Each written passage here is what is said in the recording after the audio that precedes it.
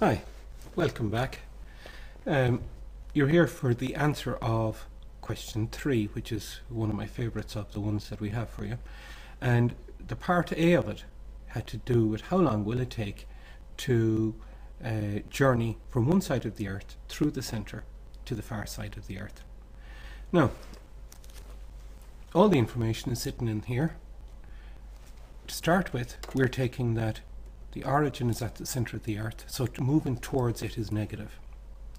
Velocity, from straightforward calculus, is dr dt, and r, you can see from the diagram, is the distance that the object is from the centre. So dr dt is velocity, and acceleration is dv dt, which is d2r dt squared. Now, this is where life gets interesting. Gravitational force on the surface of the Earth, Fs, is minus mgs, and gs is the gravity at the surface, which we're taking as 9.81. But, and this is the important bit, a distance r from the centre. The force, which is mass by acceleration, is actually mass now by this lovely little expression, which is minus gs, so it's minus the gravitational force of the surface, multiplied by a ratio. And the ratio is the distance r from the centre divided by the radius of the Earth. And we have this thanks to Boyce and Di Prima in 1996. It's easily worked out from Newton's equation for gravity, the little m big M equation. So anyway, having got that, we can now say this important line here. We can say that our acceleration is, and this is the important bit of it, there's a minus in here, then just fiddling it around a little bit, we have gs divided by re, both of which are constant, so all that is a constant, so we've got a minus bit, we've got a constant, and we're multiplying by distance just to the power of 1, just a linear equation. That means we have simple harmonic motion, because that's all you require for simple harmonic motion. It's negative multiplied by a constant, multiplied by the distance from the centre of the motion.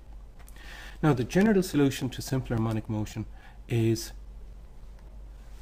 a cos omega t, where omega is rotational velocity, plus b sine omega t.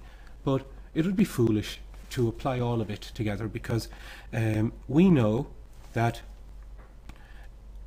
the solution depends on where you start the problem. The little video of this problem is going to start on the surface. That's out at the full amplitude. And that implies that we only need the first half. Because if we had started our problem at the centre of the Earth, we'd be getting a b sine omega t and no cos part to it. And if we had started it somewhere in the middle, you would have to have a full solution. So already we can kick out the b sine, and then we can say, starting from this, we look at the initial conditions. When t is nothing, velocity was nothing, and r was the radius of the Earth. And this implies then that our r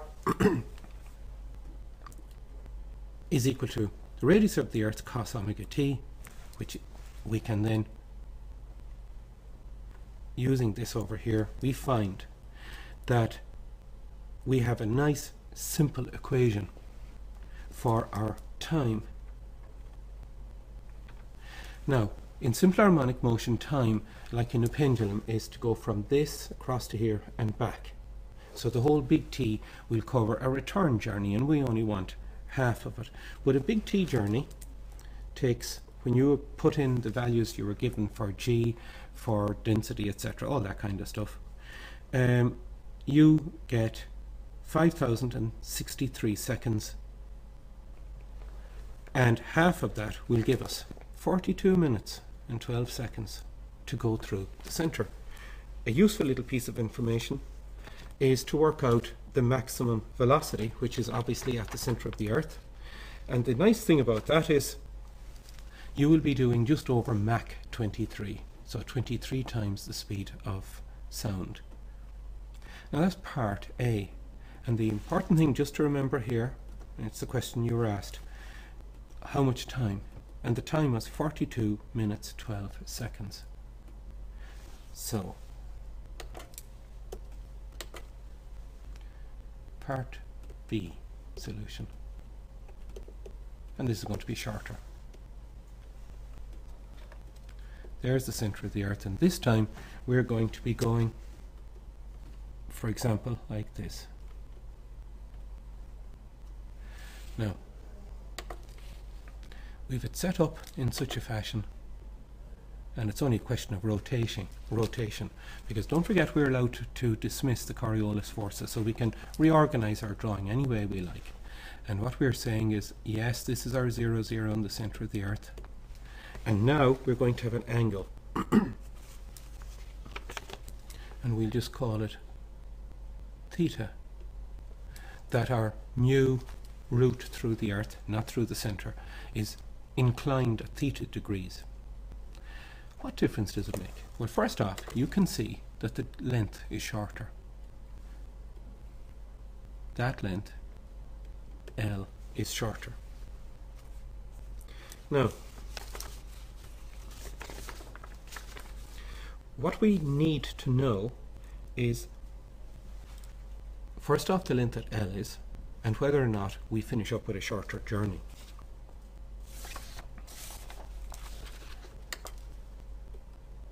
It's easy to work this out.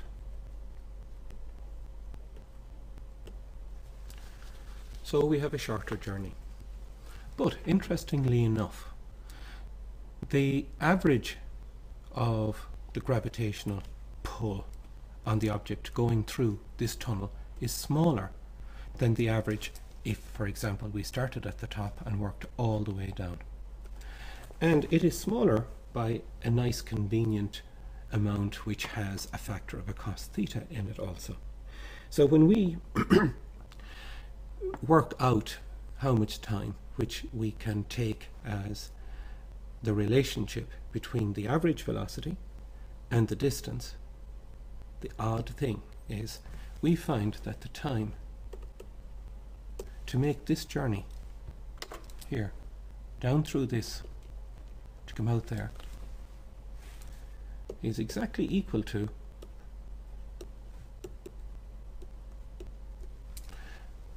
same as the last one. So if you tunnel through from one location, straight line, to some other location, and for example, it doesn't have to be particularly long, like that one, which is clearly shorter now than the L we've already looked at. It's the same amount of time as if you went from one end of the Earth through the center and out the far end. Clearly, we're not looking at Coriolis forces, we're taking consistent density to the Earth, but it is a very interesting point. Anyway, tomorrow morning we have a fourth question for you. Bye now.